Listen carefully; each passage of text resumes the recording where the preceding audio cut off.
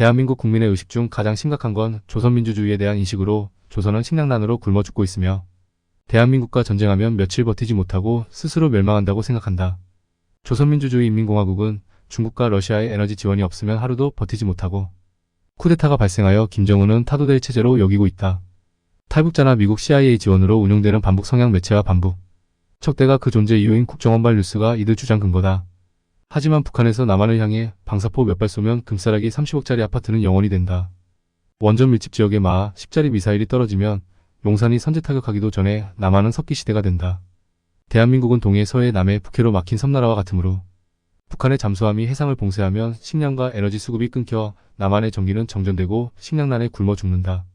미국 항모전단 때문에 북한의 해상 봉쇄가 불가능하다고 생각하는데 홍해로 기세등등하게 달려갔던 미국의 항모전단이 예멘 싸구려 자폭 드론과 재래식 미사일 공격에 모두 주력랑을 쳤다.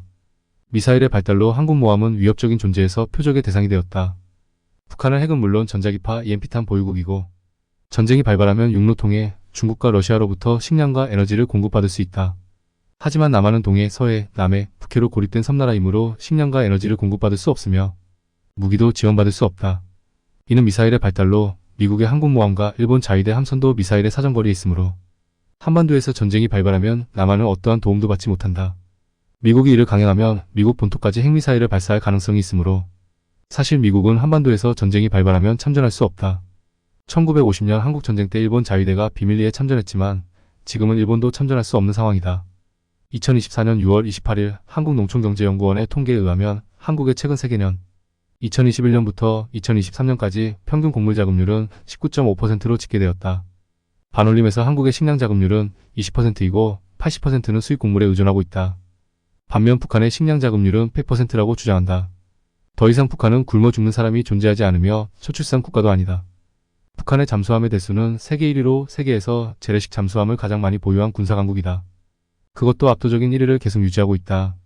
재래식 잠수함이므로 위협이 되지 않고 있다고 자기 위안을 하고 있지만 최근 북한의 잠수함은 전술핵 무기 탑재가 가능한 공격형 핵잠수함 등을 보유하고 있다. 가히 북한의 잠수함 전력은 넘사벽이란 것이다. 넘사벽이란 너무나도 뛰어나서 따라갈 수 없거나 비교할 수 없는 대상을 가리키는 말이다. 핵미사일을 모든 전쟁의 종결자라고 하는데 핵미사일은 그 파괴력이 워낙 강력하기 때문에 모든 전쟁을 단번에 끝낼 수 있다는 극단적 무기다. 핵미사일도 없고 잠수함도 없고 한국의 해군력은 세계 6위이고 한국의 지상군과 공군력의 화력은 세계적인 수준이지만 아무튼 한국의 군사 전문가들은 조선민주주의인민공화국과 전쟁하면 무조건 이긴다고 지랄한다. 전쟁에 미친 놈들 같다.